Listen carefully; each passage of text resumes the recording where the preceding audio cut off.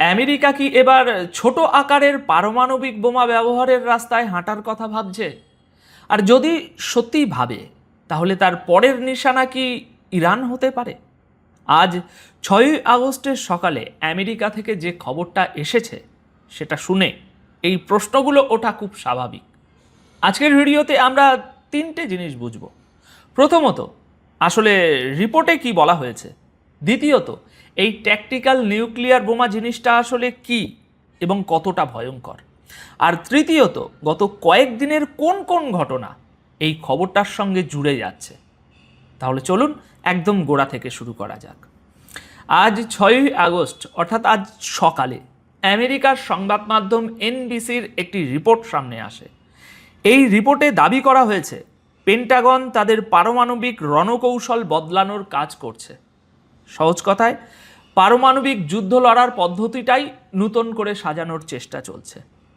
Report অনুযায়ী America এখন এমন ছোট আকারের ট্যাকটিক্যাল পারমাণবিক বোমার দিকে বেশি নজর দিচ্ছে, যেগুলো তৈরি করা হয় গোটা একটা শহর ধ্বংস করার জন্য নয়, বরং একটা নির্দিষ্ট সামরিক ঘাঁটি, একটা পারমাণবিক স্থাপনা বা একটা নির্দিষ্ট এলাকাকে পুরোপুরি গুঁড়িয়ে দেওয়ার জন্য। এনবিসি বলছে আমেরিকার এই নতুন পরিকল্পনা আপাতত চীন আর রাশিয়ার মতো বড় প্রতিপক্ষের সঙ্গে কোনো আঞ্চলিক সংঘাতের কথা মাথায় রেখেই করা হচ্ছে। কিন্তু এখানেই সবচেয়ে বড় প্রশ্নটা উঠে আসছে। চীন বা রাশিয়ার সঙ্গে তো আমেরিকার কোনো যুদ্ধ চলছে না। ইউক্রেন আর তাইওয়ানের বিষয়টাকে যদি এর সঙ্গে জুড়েও নিই, তবুও সরাসরি যুদ্ধ বলতে যা বোঝায় সেটা এই মুহূর্তে চলছে ইরানের সঙ্গে।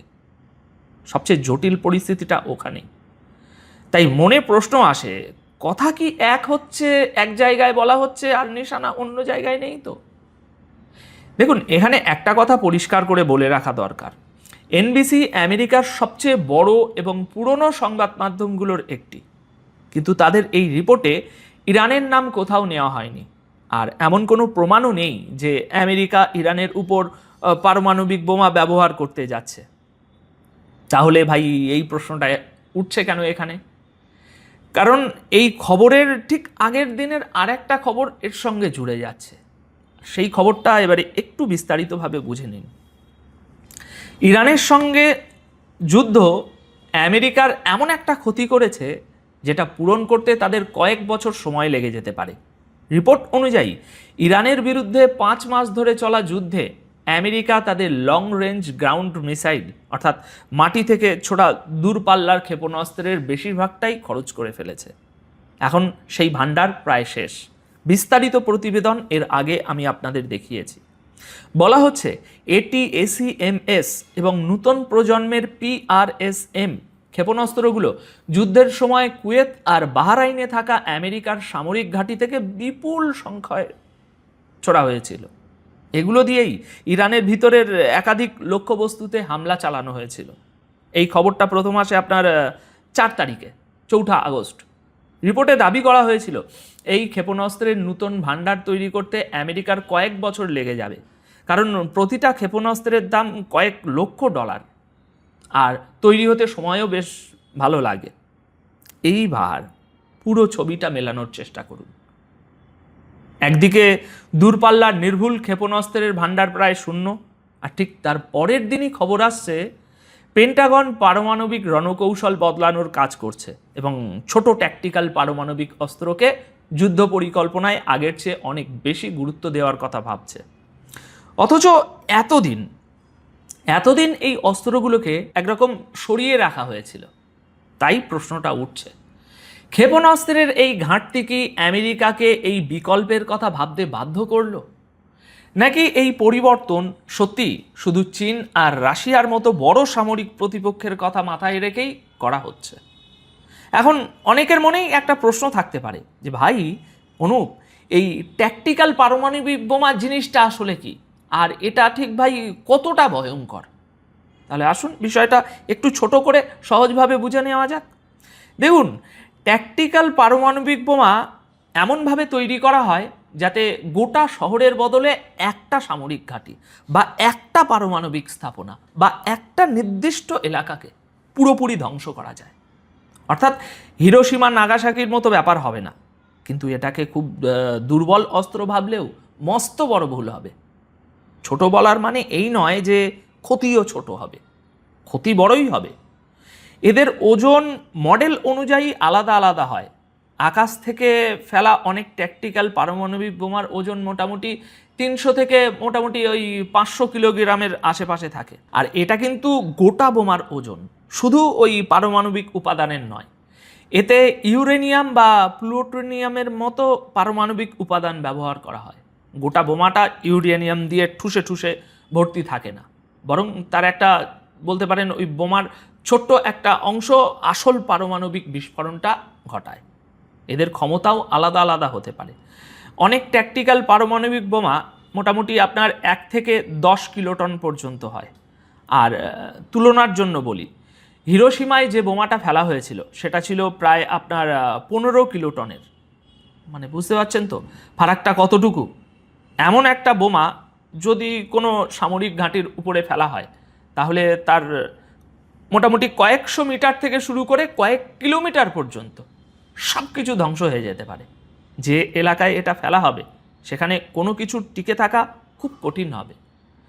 এর সঙ্গে থাকে আবার আপনার তেজস্ক্রিয়তার বিপদ। বিস্ফোরণের পর তেজস্ক্রিয় ধুলোয় ছড়িয়ে পড়তে পারে, আর তার প্রভাব বছরের পর বছর ধরে মানুষ আর ওই গোটা এলাকার উপর থেকে যেতে পারে, জাপানে ঠিক যেমনটা হয়েছিল। তবে আকারে ছোট হওয়ার কারণে আশপাশের এলাকার জন্য ঝুঁকি মোটামুটি তুলনায় কম থাকে। আশপাশ বলতে ওই রেডিয়াসটার পরে। অর্থাৎ পরিকল্পনা কিছুটা এই রকম, এমনভাবে আঘাত করো যাতে কাজটাও হয়ে যায় অথচ এদিক ওদিক খুব বেশি ক্ষতি না হয়। এবার আরও দুটো বিষয় এর সঙ্গে একটু জুড়ে নিন, যেগুলো আমি আগেই জানিয়েছিলাম, এখন জুড়ে দেওয়ার কাজ করছি। প্রথমটা হলো, আমেরিকা এখন ইরানের আশেপাশে থাকা বেশ কয়েকটি আরব দেশ থেকে নিজেদের সেনা কমাচ্ছে। এ বিষয়ে বিস্তারিত প্রতিবেদন দেখেছেন। আর দ্বিতীয়টা হলো, এই দুরাত আগে আমেরিকা মধ্যপ্রাচ্য থেকে নিজেদের নাগরিক সরিয়ে নেওয়ার জন্য একটা সতর্কবার্তা জারি করেছিল। এটাও জানেন, বলা হয়েছিল যত তাড়াতাড়ি সুযোগ পাওয়া যায় বেরিয়ে যান, আর ফিরে যাওয়ারও কোনো ওখানে দরকার নেই। দেখুন, এখানে আমি একটা কথা স্পষ্ট করে বলে দিতে চাই, আমি বলছি না যে আমেরিকা ইরানের উপর পারমাণবিক হামলা করতে যাচ্ছে।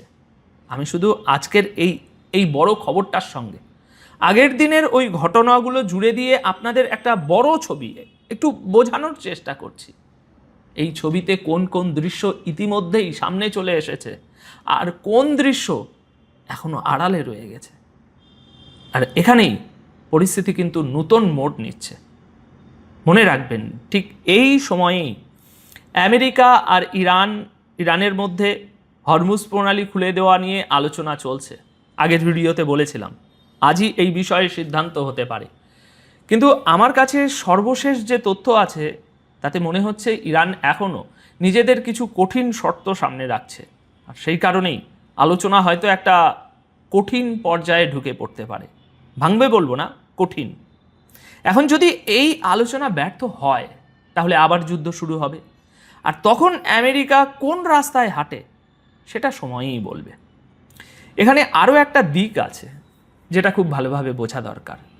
ট্যাকটিক্যাল পারমাণবিক অস্ত্র ব্যবহার হয়ে গেলেও অনেক সময় আপনি কি জানেন সেটা বোঝা যায় না যে এটা পারমাণবিক অস্ত্র ছিল। ইসরায়েলের বিরুদ্ধে অভিযোগ রয়েছে যে তারা গাজাতে এমনটা করেছে, কিন্তু কারো কাছে কি এর কোনো প্রমাণ আছে?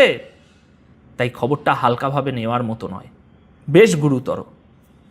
এখন অনেকেই হয়তো বলবেন আমেরিকা কিছুই করতে পারবে না। তাহলে এখানে একটা কথা আপনাদের একটু মনে করিয়ে দিই, একটু ধৈর্য ধরুন।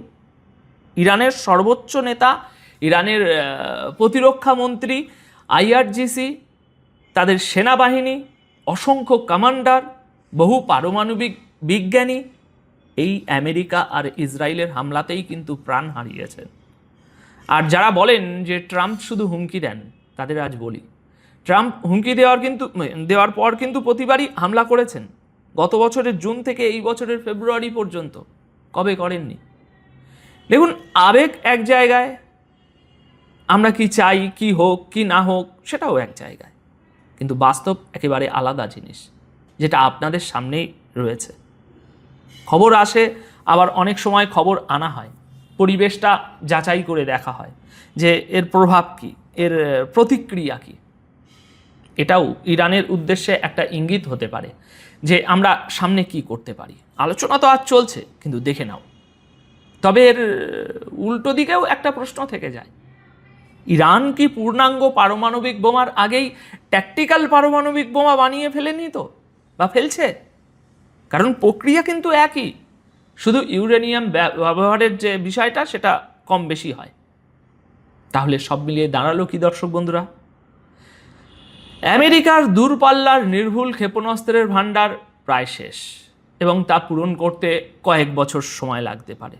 ঠিক সেই সময়ই খবর আসছে পেন্টাগন ছোট ট্যাকটিক্যাল পারমাণবিক অস্ত্রকে তাদের যুদ্ধ পরিকল্পনায় বেশি গুরুত্ব দেওয়ার কথা ভাবছে। রিপোর্টে ইরানের নাম নেই, প্রমাণও নেই, কিন্তু ইরানের আশপাশ থেকে সেনা কমানো, নাগরিকদের সরে যাওয়ার সতর্কবার্তা, হরমুজ প্রণালী নিয়ে আজকেও আটকে থাকা আলোচনা, সব মিলিয়ে আমি বলবো পরিস্থিতিটা মোটেই স্বস্তির নয়। এবার আপনাদের কাছে আমার প্রশ্ন, আপনার কি মনে হয় পেন্টাগনের এই যে রণকৌশল বদল সত্যি চীন আর রাশিয়ার কথা ভেবে করা হচ্ছে যেমনটা তারা বলছে, নাকি ক্ষেপণাস্ত্রের ঘাটতি ঢাকতে ইরানের দিকেই ইঙ্গিত দেওয়া হচ্ছে? আপনার মতামত কমেন্ট বক্সে অবশ্যই জানাবেন। আর ভিডিওটি ভালো লাগলে চ্যানেলটি সাবস্ক্রাইব করে রাখুন। অনেক অনেক ধন্যবাদ। ভালো থাকুন, সুস্থ থাকুন।